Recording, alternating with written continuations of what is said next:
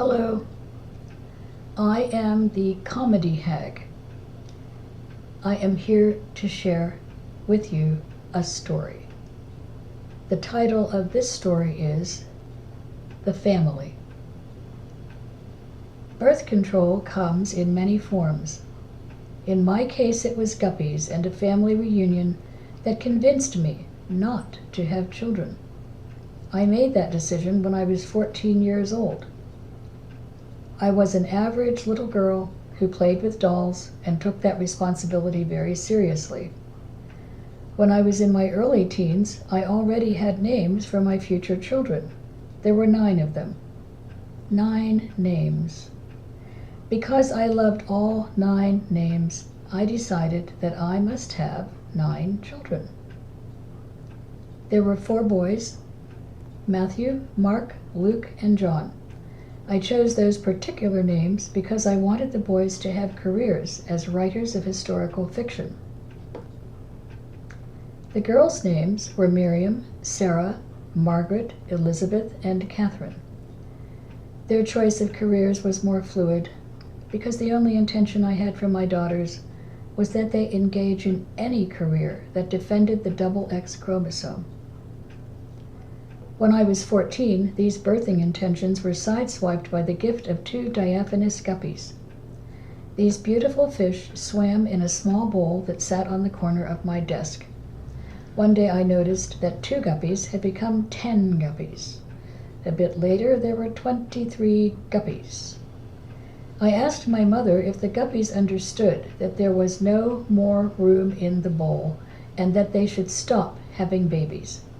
My mother said the guppies did not understand, and they would not stop having babies. Coincidentally, my father's family was planning a reunion. My mother explained that there would be approximately 200 people at the reunion. I realized that because my father's parents had only 8 children, for there now to be at least 200 more people, the process must have continued indefinitely. I remember looking down at the floor, thinking about the guppies and about the 200 extra people. Upon reflection, I realized that I never wanted to be at the tip of a pyramid of people. Following up on that thought, I took the bowl with the guppies and put it in an empty bedroom where I left them to breed themselves to death.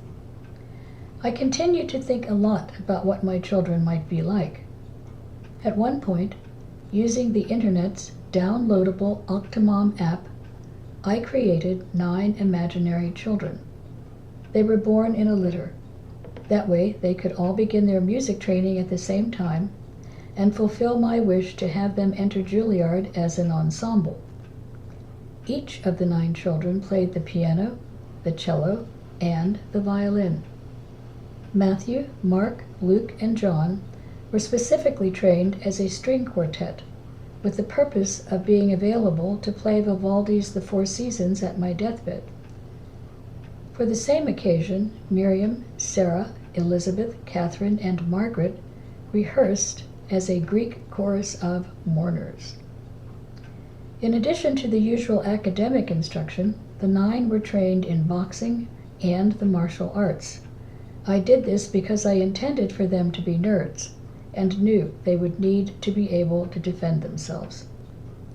To prevent them from being ignorant of facts and having unhealthy attitudes towards sex, all 9 of them knew, well before the event, that the girls would experience menses, or as they referred to it, the bloody fucking mess, and the boys would experience a substantial growth of the penis and the testes, or as they referred to the event, being hung like a horse with the balls of a hairy ape. All in all, they were good children. They studied hard.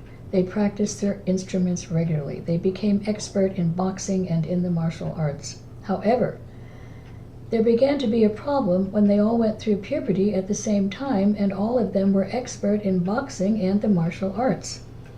One evening I was eavesdropping on my little lambs and actually heard Elizabeth say, "I think I can take Mommy." I decided it was time for a family meeting.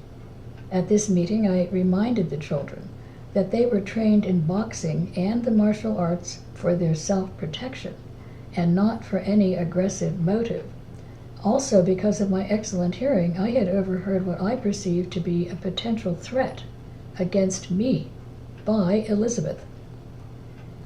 During this meeting, in spite of my efforts to show them respect, I realized that they were not respecting me. They smirked, strangled laughs, sighed, and shrugged their shoulders. Remembering that I had brought them into the world and that I could easily take them out again, I pulled from my pocket a loaded 9-shot capacity Smith & Wesson. Matthew, Mark, Luke, John, Miriam, Sarah, Margaret, Catherine, and Elizabeth sat up perfectly straight with wide, wide eyes. They were all holding their breaths. I said, "Shh, do not scream. At the moment, you are safe. For the moment. But please, remember, you must never fuck with Mommy."